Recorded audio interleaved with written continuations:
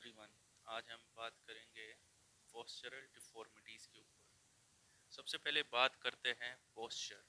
What is the meaning of posture? Posture means आसन and मुद्रा। Posture वो position और अलाइनमेंट होता है जो बॉडी द्वारा डिफरेंट टाइम में मेंटेन किया जाता है, और इसे मेंटेन करने के लिए डिफरेंट मसल ग्रुप एक साथ मिलकर कोऑर्डिनेटिव वे में वर्क करता है। Now, types of posture. There are two types of posture. First one is static posture, second one is dynamic posture. Static posture means stationary position of our body or alignment. Dynamic posture means movement position of our body and alignment. Example of static posture is sitting, standing, laying. And dynamic posture examples are running, jumping, throwing, etc. Now moving forward towards postural deformities. जब हमारी body जब हमारी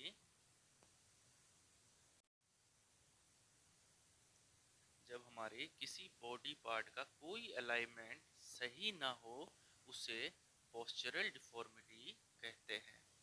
mainly जो postural deformities है, ये 7 types की होती है।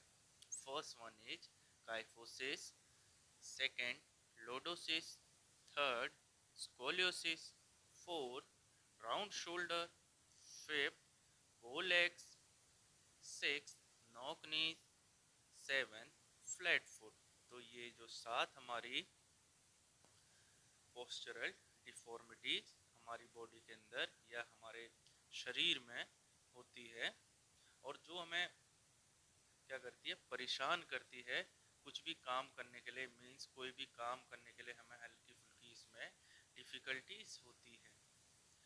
और सबसे पहले हम बात करते हैं इसमें जो भी डिफॉर्मिटीज हमारी स्पाइन के अंडर में है, इसको हम क्या बोलते हैं, स्पाइन डिफॉर्मिटीज। जैसे कि आप सभी को पता है, स्पाइन सीधी नहीं होती है। स्पाइन में डिफरेंट कर्व होते हैं जो कॉनकेव और कॉन्वेक्स के रूप में हम उसको देखते हैं। Spine consist of 33 bones. Spine जो हमारी होती है उसमें 33 बोन्स होते हैं, जो एक बोन को हम वर्टिब्रा बोलते हैं, और ऑल 33 बोन्स को, जो उसका जो पूरा ग्रुप है, उस बोन्स को हम क्या बोलते हैं, vertebra column. Mainly there are 4 natural curves in spine. First, जो हमारी बॉडी के जो सबसे ऊपर अगर हम बात करें, मैं आपको बता देता हूँ,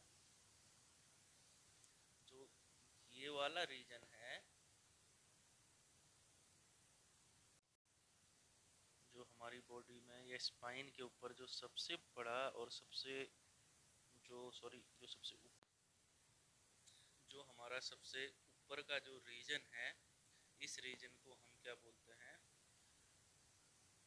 सर्वाइकल रीजन। जो ये जो सबसे ऊपर है, तो ये मेनली जो फर्स्ट पार्ट है, मेनली पहले बताया कि जैसे स्पाइन 4 पार्ट्स में हमने डिवाइड कर रखा है इसको। जो ये फर्स्ट कर्व है, इस कर्व को हम क्या बोलते हैं, ये इनवर्ट कर्व भी बोलते हैं, और इसको कॉनकेव कर्व भी बोला जाता है। इसके बाद जो सेकंड कर्व हमारा आ रहा है, जो ये ऑलरेडी मैंने काइफोसिस इसमें मेंशन कर रखा है, ये हमारे थोरेसिक रीजन में होता है, और ये हल्का सा आउटवर्ड होता है। आउटवर्ड होने के कारण इसको कॉनकेव भी कहा जाता है। जो उसके बाद ये थर्ड कर्व है, ये कर्व दोबारा फिर क्या हो रहा है, इनवर्ट साइड को जा रहा है, तो ये हमारे लुम्बर रीजन में होता है, और इस कर्व को हम क्या बोलते हैं, कॉनकेव कर्व भी बोलते हैं। और ये लास्ट वन है जो हमारा सेक्युरल कर्व है, कर्वेचर है, तो ये हमारा कहाँ होता है, और उसके नीचे होता है, लुम्बर रीजन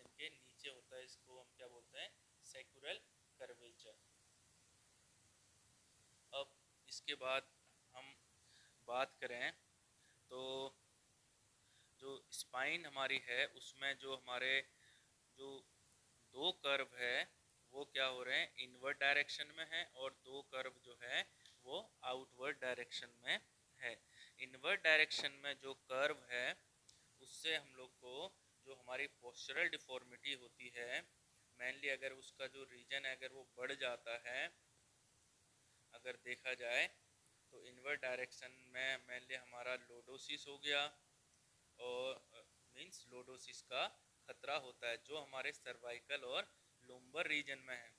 फिर उसके बाद जो अदर टू जो हमारे कर्व है आउटवर्ड डायरेक्शन में है, जो थोरेसिक और सेक्रल रीजन में है, उनसे हमें किसका खतरा है, काइफोसिस का खतरा है। इसके बाद हम आगे बढ़ते हैं। अब बात करते हैं सबसे पहली डिफॉर्मिटी काइफोसिस।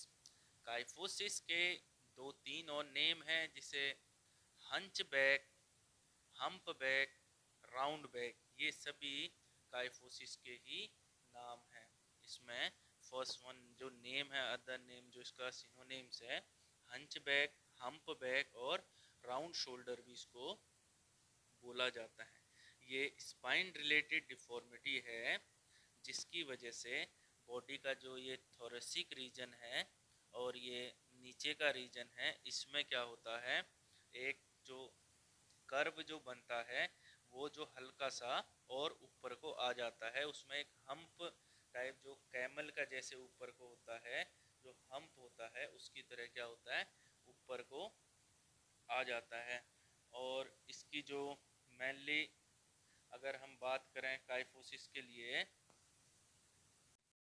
अगर हम इसमें इसकी जो कॉजेज हो सकते हैं, इसके डिफरेंट कॉजेज हो सकते हैं। जैसे फर्स्ट कॉज अगर देखा जाए इसका, तो माल न्यूट्रिशन हो सकता है, जो प्रॉपर न्यूट्रिशन का इंटेक नहीं हो पाता, जिनको प्रॉपर न्यूट्रिशन नहीं मिल पाता है, तो उनको ये डिसीज़ हो सकती है। उसके बाद रिकेट्स हो सकता है, जिनकी बोन्स वगैरह वीक हो जाती है, उनको रिकेट्स, अगर बोन अगर वीक हो रही है तो मीन्स उसकी स्टेबिलिटी कम हो जाएगी, तो वो कर्वेचर बन सकता है। और carrying heavy load on shoulder, जो लोग अपनी शोल्डर के ऊपर हैवी लोड रेगुलरली रखते हैं, जैसे कोई मजदूर हो गया, लेबर्स हो गए, तो उनको भी काइफोसिस के चांस ज़्यादा बढ़ जाते हैं।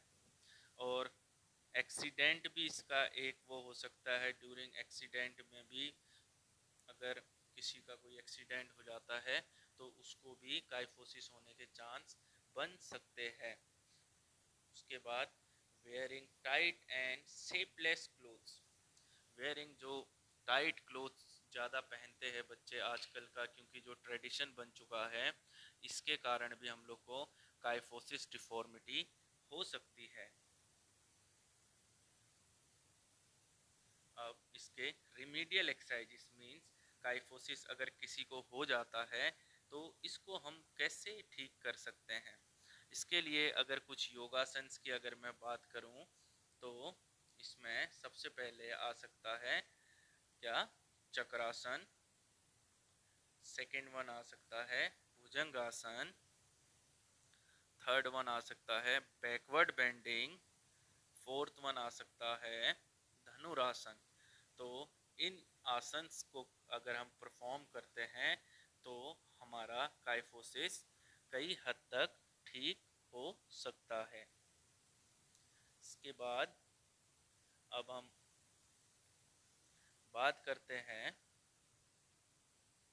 लोडोसिस की। अगर जो काइफोसिस कहाँ हो रहा था, काइफोसिस मेनली हमारे अपर रीजन में हो रहा था। अब लोडोसिस क्या है, हमारा लुम्बर रीजन में होगा। लोडोसिस मेनली क्या है, इसमें जो हमारा एब्डोमेन रीजन के पीछे साइड में जो हमारी जो स्पाइन आ रखी है, इसके ऊपर एक जो जो शेप होगा वो हल्का सा आगे को और बेंड हो जाएगी, और जो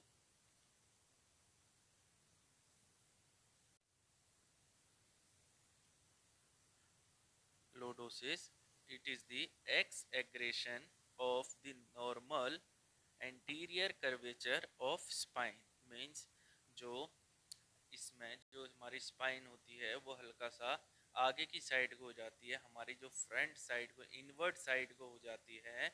और इसमें जो डिफॉर्मिटी, ये मेनली इसको हम होलो बैक भी बोलते हैं।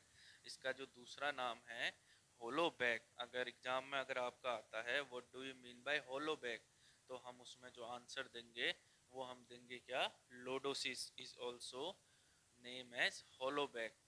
मेनली ये जो डिफॉर्मिटी होती है इसका जो कॉज है, मैं आपको कॉज बता देता हूँ। और जो कर्व बनेगा ये लुम्बर रीजन में बनेगा, और दूसरा ऊपर अगर होता है तो ये सर्वाइकल रीजन में बन सकता है। ठीक है, अब इसके मैं आपको कॉजेस की अगर बात करें, वीक मसल्स हो सकती है। ठीक है, वीक मसल्स हो सकता है, ओबेसिटी हो सकता है, क्योंकि अगर हैवी वेट होगा तो हमारा एब्डोमेन रीजन क्या होता है, बाहर की साइड को आने लग जाता है, जिसकी वजह से हमें क्या हो सकता है, काइफोसिस हो सकता है। अगेन एक्सीडेंट हो सकता है, क्योंकि उससे क्या कई बार ऐसा होता है कि एक्सीडेंट में हमारा बॉडी पोस्चर काफ़ी नुकसान हो जाता है, बॉडी पोस्चर को। ठीक है, उसके बाद taking more food than required, अगर जितनी कैलोरीज की हमें नीड है, अगर हम उससे ज़्यादा कैलोरीज का इंटेक कर रहे हैं तो फैट बढ़ेगा। फैट बढ़ेगा तो हमारा क्या होगा, वेट बाहर को निकलेगा, और वो बाहर को निकलेगा तो ओबेस मीन्स हम लोग को लोडोसिस हो सकता है। और एक और इसका जो कारण है वो है प्रेग्नेंट जो लेडीज होती है उनको भी लोडोसिस हो जाता है। अब इसकी हम और भी बहुत सारे, इम्प्रॉपर एनवायरनमेंट हो गया, डेवलपमेंट ऑफ मसल्स हो गया, इम्प्रॉपर डेवलपमेंट ऑफ मसल्स हो गया। अब हम इसकी रिमीडियल एक्सरसाइजेस की बात करें तो रिमीडियल एक्सरसाइजेस में सबसे पहला है पश्चिमोत्तानासन, सेकेंड वन है फॉरवर्ड बेंडिंग, थर्ड वन है स्टॉप वॉकिंग, फोर्थ वन है हलासन, फिफ्थ वन है alternate to touch, sit ups etcetera, और भी बहुत सारे हो सकते हैं। तो ये सब एक्सरसाइजेस अगर हम लोग रेगुलरली अगर परफॉर्म करें तो हम अपने लोडोसिस को ठीक कर सकते हैं। अब इसके बाद हम बात करते हैं स्कोलियोसिस की। स्कोलियोसिस जो होता है मेनली टू टाइप का होता है, स्कोलियोसिस सी शेप और स्कोलियोसिस एस शेप। सी शेप का मतलब है जब हमारे मीन्स इसमें क्या होता है, जो हमारी स्पाइन होती है स्कोलियोसिस में जो हमारी स्पाइन होती है वो साइडवर्ड बेंड हो जाती है। ठीक है, साइडवर्ड बेंड हो जाती है, वो किसी भी शोल्डर की साइड को जा सकती है, या तो राइट साइड को चले जाएगी या लेफ्ट साइड को चले जाएगी। तो वो क्या होगा, साइडवर्ड बेंड हो जाएगी, एक साइड को ज़्यादा बेंड हो जाती है कई बार बॉडी, आपने देखा होगा। तो इसमें क्या होता है, तो सी शेप पहले होता, अगर बॉडी का सिर्फ मान लो कि शोल्डर का पार्ट अगर है, सिर्फ हमारा ऊपर का जो शोल्डर का पार्ट है, अगर सिर्फ हमारा यही पार्ट अगर बैंड हो रहा है तो उसको हम क्या बोलेंगे, सी कर्व बोलेंगे। अगर हमारा इस साइड से शोल्डर भी है और नीचे अगर हमारा हिप जॉइंट के पास भी अगर बैंड हो जा रहा है तो हमारे इसको हम क्या बोलेंगे, एस कर्व बोलेंगे। फॉर एग्जाम्पल अगर हम बात करें तो जैसे ये है, आप लोग ऐसे, ये हमारा थोरेसिक रीजन हो गया, ये हमारा लुम्बर रीजन के बाद हम ये आ गए। ठीक है, ये हमारा अपर रीजन हो गया, ये हमारा लुम्बर और ये सैक्रल रीजन और ये सर्वाइकल रीजन। अगर इंडिविजुअल क्या होता है, अगर इंडिविजुअल का जो बैंड होता है, अगर बैंड हो एक साइड को अगर बैंड हो रहा है तो ये क्या हो जाएगा, सी कर्व हो जाएगा। अगर फिर वो नीचे आके अगर उसके हिप भी अगर बैंड हो रहे किसी साइड को तो ये क्या हो जाएगा, ये पूरा क्या बन जाएगा हमारा, ये पूरा प्रॉपर एक एस बन जाएगा। मीन्स ये बैंड हुआ, फिर नीचे नीचे आया तो ये यहाँ से हिप भी बैंड हो गया, मीन्स ये तो स्पाइन थी हमारी, ये है स्पाइन, ठीक है, हल्का हल्का दोनों साइड को अगर बैंड होता है तो ये हमारा ऐसे मेनली जो ये जो डिफॉर्मिटी होती है, जैसे कोई बॉलिंग कराता है तो उसको सी वाला जो कर्व है उसका सी कर्व बढ़ जाएगा, और काफ़ी कुछ लोगों का ऐसा वॉकिंग स्टाइल अलग अलग होता है, तो वहाँ से भी उनकी मीन्स ये चीज़ें हो सकती है। अब जैसे इसके कॉजेज अगर इसमें दे रखे हैं, सबसे जो पहला कॉज है lifting wait towards one side. अगर कोई इंडिविजुअल मीन्स अपनी रेगुलर लाइफ में एक ही साइड को अगर वेट उठाता है या लिफ्ट कर रहा है तो उसको सी कर्व स्कोलोसिस हो जाएगा। ऑस्टियोपोरोसिस, ऑस्टियोपोरोसिस क्या होता है, जब हमारी बोन्स क्या होती है वीक हो जाती है तो उस कंडीशन को हम क्या बोलते हैं, ऑस्टियोपोरोसिस बोलते हैं। तो उस कंडीशन में भी स्कोलियोसिस हो सकता है। रॉन्ग स्टैंडिंग पोजीशन, कुछ लोग ऐसे होते हैं कि अपने एक ही पैर में पूरा वेट लेके खड़े होते हैं, in assembly also, in anywhere also, जहाँ भी अगर वो अगर किसी से बातचीत भी कर रहे हैं तो वो लोग क्या करते हैं कि अपना एक ही पैर लेके मीन्स एक ही पैर में अपना वेट रखते हैं, तो उसके कारण भी हम लोग को स्कोलियोसिस हो सकता है। वीक मसल्स, अगर मसल्स भी वीक है तब भी, और disease in the joints and bones, अगर हमारे जॉइंट्स के अंदर में और बोन्स के अंदर में कोई भी डिसीज है तो भी हमें स्कोलियोसिस हो सकता है।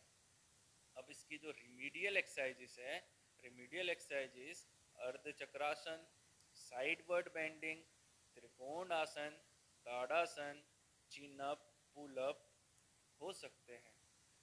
इसके बाद आज ये हमारे जो 3 टॉपिक थे, first one is kyphosis, second one is lordosis, third one is scoliosis. I hope आप सभी को समझ आ गए होंगे। अगर जिसको कोई भी क्वेरी है वो मुझे डायरेक्ट कमेंट्स में भी लिख सकता है, और या फिर मुझे डायरेक्ट टेक्स्ट भी कर सकता है। Thank you all for your support.